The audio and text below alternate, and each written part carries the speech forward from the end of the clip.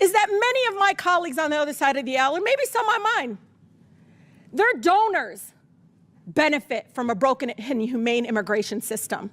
The President of the United States benefited financially and personally by having a broken immigration system that keeps our immigrant neighbors in a broken system that doesn't allow them to come out of the shadows.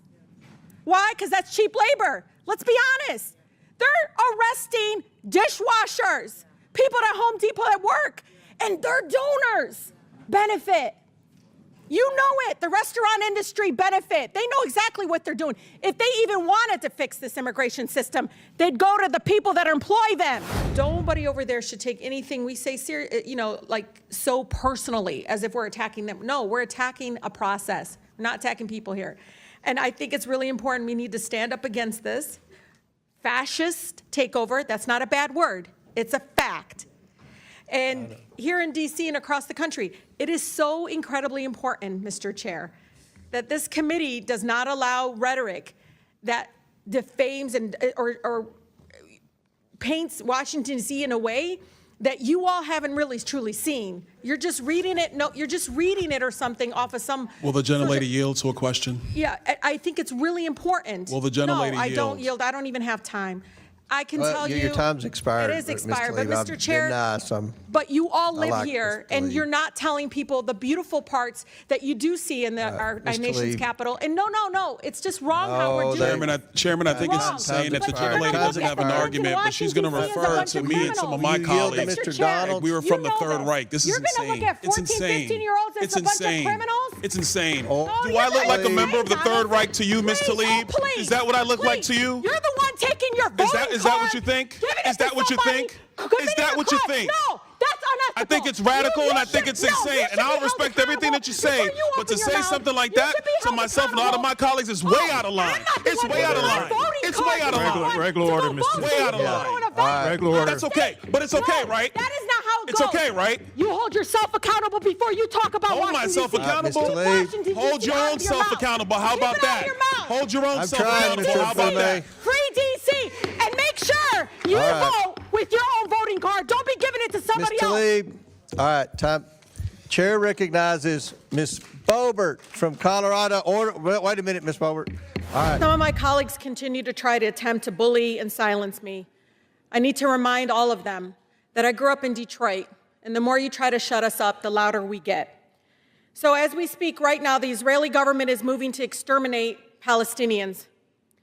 The U.S.-backed, U.S.-funded genocide in Gaza is reaching new levels of horror every single day that we do not take action to stop it.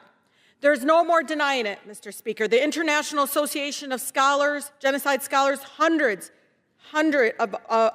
of world's leading experts on genocide has determined that the Israeli government is committing genocide. So, Mr. Speaker, I ask unanimous consent to submit for the record the International Association of Genocide Scholars resolution on Gaza. Without objection. In this week, the United Nations Independent International Commission of Inquiry has concluded that the government of Israel is committing genocide in Gaza. It calls on all countries to take immediate concrete actions to prevent and punish genocide, to stop sending weapons to the Israeli government, and to bring individuals forward, again, to hold them accountable and to seek justice for the genocide. So again, Mr. Speaker, just for my colleagues, if they would like to read it, I'm going to submit for the record, and you ask unanimous consent to submit for the record the UN's Independent International Commission of Inquiry report on the crime of genocide in Gaza. Without objection. The new determinations only confirm what Palestinians, eyewitnesses, journalists, researchers have been saying for nearly 2 years. This is a genocide. Journalists murdered in unprecedented numbers in human history, so that there is no one left to show the world what is being done. Forced starvation, Mr. Speaker, the destruction of entire cities, luring starvation and desperate people to fake food, literally fake food distribution sites in order to kill them. They call them the killing fields.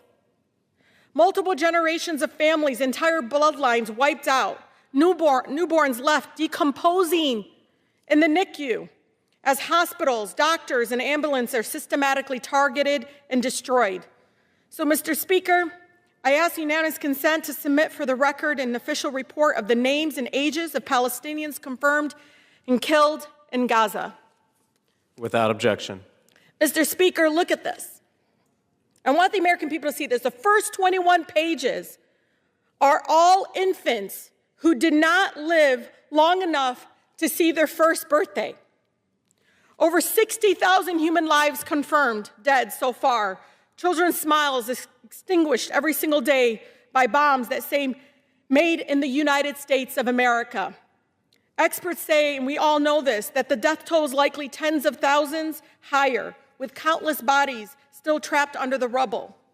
This must end. As we speak, the Israeli military is moving to wipe what remains of Gaza City off the map, the largest city in Palestine, a vibrant city of 1 million people that has existed for thousands of years, erased from before our eyes. This is not only the Israeli government's genocide, Mr. Speaker, this is our government's genocide. Our government provides the bombs, the diplomatic cover, and the complete and total impunity to kill, bulldoze, and exterminate. Some of my colleagues cruelly cheer these war crimes on, while others quietly express their concerns while voting to send more bombs anyway. But the American people know the truth about this genocide. They know what their own eyes are seeing, and they are rising up to say no more. No more bombs, no more weapons, no more genocide. This will not stop until we act in this body. It is not too late to save lives. For humanity's sake, we must act now. I think it's really important. I mean, we're talking about, 700,000 people that live here, and I feel like their voice gets completely just dismissed. And so, if I may, Mr. Chair, ask unanimous consent to enter the record. The Washington Post poll of D.C. residents found 8 out of 8 in 10 opposed Trump's taking over of their local police and sending in federal troops. Without objection to ordered. I think it's also really important to understand, like, the incredible kind of slanderous, like, defamation. I don't know what to call it. They're just burying Washington, D.C. You just heard them speak about our nation's capital in that way, in a way that I feel very much like that's not what I see.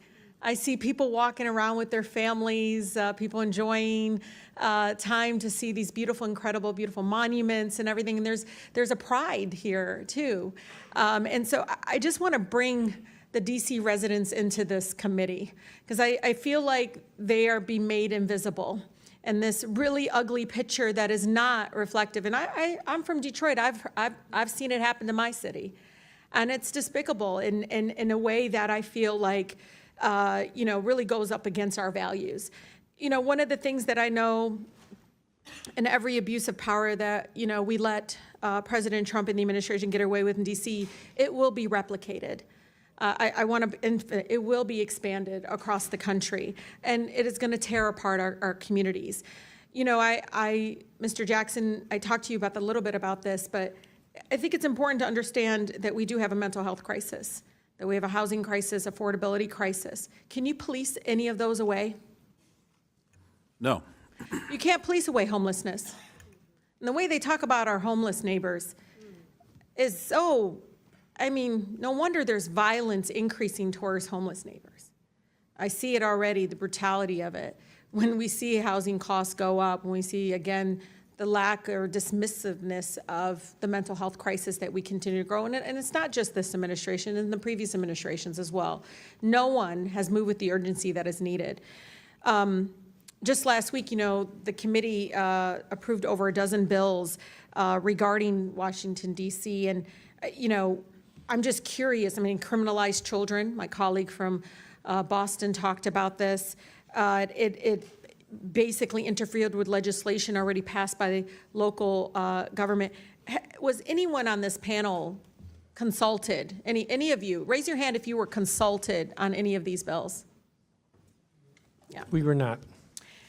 One of the things that, AG, I've been listening to you. One of the bills actually eliminates your position completely. What effect would that have? Completely eliminating your position in regards to be able to do the job that you do to protecting all the families in Washington, D.C.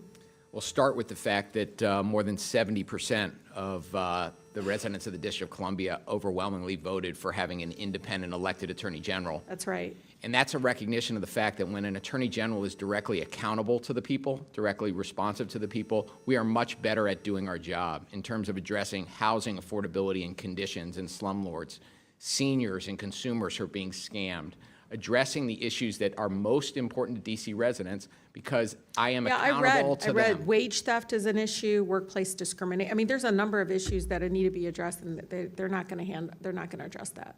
They want to paint you all as this ugly, dark, all just out in the street. I mean, the way, it's just unbelievable because they all live here. I don't see it.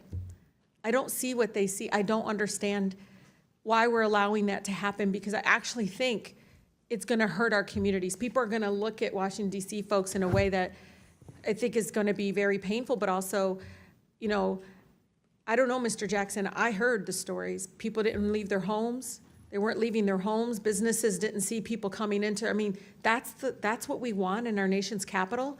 Stay in your house, don't move, don't go anywhere, stay fearful.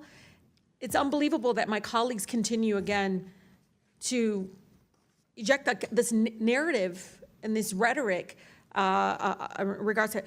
But I think it's important, Mr. Chair, just like in D.C., home rule was won out of Black freedom struggle in the fight for civil rights, we can't be passive right now. So nobody over there should take anything we say like so personally as if we're attacking them. No, we're attacking a process. We're not attacking people here. And I think it's really important. We need to stand up against this fascist takeover. That's not a bad word. It's a fact. And here in D.C. and across the country, it is so incredibly important, Mr. Chair, that this committee does not allow rhetoric that defames and or paints Washington, D.C. in a way that you all haven't really truly seen. You're just reading it. No, you're just reading it or something off of some. Will the gentlelady yield to a question? Yeah, I think it's really important. Will the gentlelady No, I yield? don't yield. I don't even have time. I want to start with questions, just really quick, yes or no. Do you believe in due process for everyone, no matter their immigration status? I do. I do. Yes. What if they didn't vote for you? They're not I still allowed. support them. I Doesn't represent matter, right? everyone in my You know, they disagree with you on immigration. They disagree with you on climate, LGBTQ, right? All of you? We take care of everyone who lives in our state. So what about Palestinian human rights? I'll start with you, Governor. from Yes, Minnesota. support. Human rights for everyone, yes. Do you believe they Palestinian. deserve due process, even if you disagree with them on Palestinian human rights position? Yes. Governor? Yes, we have, and by the way, we have Well, the Governor largest Hochul- Palestinian American population. Oh, I know. in the I'm aware country of in that, Cook County. sir. Yes, ma'am. Governor Hochul, how about you? Yes, we do. Your constituent Mahmoud Khalil is still in ICE detention. Are you aware of him?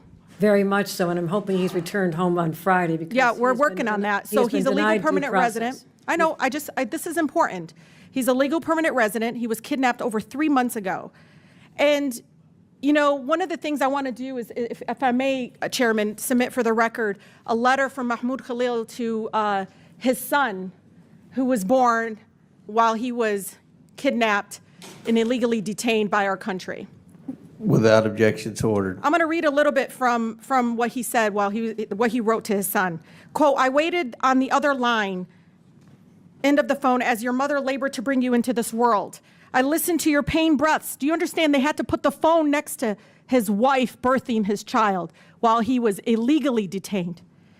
I listened to your pain breaths, her pain breaths, and tried to speak comforting words into her ear over crackling line. During your first moments, I buried my face in my arms and kept my voice low so that the 70 other men sleeping in this concrete room would not see my cloudy eyes or hear my voice catch.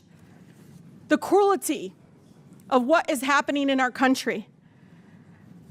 Everyone, to all my colleagues, should understand the human toll of separation of families. Read this letter, take a moment. And maybe Governor Hochul, sometimes I feel like because he's Palestinian, you didn't speak up enough. And I say that as a Palestinian American serving here in Congress. We all need to always support due process for everyone, no matter if you disagree with them politically or not. The judge said they might release him on Friday. You should use this opportunity, Governor Hochul, to redeem yourself and welcome that decision. I urge you to all protect your constituents' constitutional rights, no matter if you disagree with them politically, including the right to boycott. Right, Governor Pritzker? Including the right to protest, boycott, do whatever. That's right. I want to discuss the next item. This is person that is now, I believe, already on a plane to Colombia. This is Michael Bogoya Durante from Southwest Detroit. He was on his way to a field trip while local police racially profiled him, said, oh, he don't speak English, let me call Border Patrol. He spoke English just fine. That set in motion to separate him from his mother and his community. He was 3.5 credits away from graduating high school. To us, he was our son. Our son. He was not a criminal. He was trying to do the right thing. He had attorneys at a nonprofit legal agency. And you know, governors, I think about him and his trip, and he's there, and he's with all his friends, and he's trying to experience this beautiful thing that we all have experienced. But what makes me angry about the fact that he went on this flight, he's probably in Colombia now, without his family, without his school community, without his classmates, is that many of my colleagues on the other side of the aisle, and maybe some on mine, their donors benefit from a broken and inhumane immigration system. The President of the United States benefited financially and personally by having a broken immigration system that keeps our immigrant neighbors in a broken system that doesn't allow them to come out of the shadows. Why? Because that's cheap labor. Let's be honest. They're arresting dishwashers, people at Home Depot at work, and their donors benefit. You know it. The restaurant industry benefit. They know exactly what they're doing. If they even wanted to fix this immigration system, they'd go to the people that employ them. And we know it. Now, detention centers. Guess who's going to benefit from private detention centers and holding our immigrant neighbors? Their donors. So shame on us in bringing these governors here when we know exactly what is happening here. This is all for profit, all for cruelty, and fear and division. Fix our economic system in our country. People are starving. People can't afford basic needs. And you're ripping our loved ones away from us because you don't have the courage to fix our broken immigration system. It's been inhumane for decades.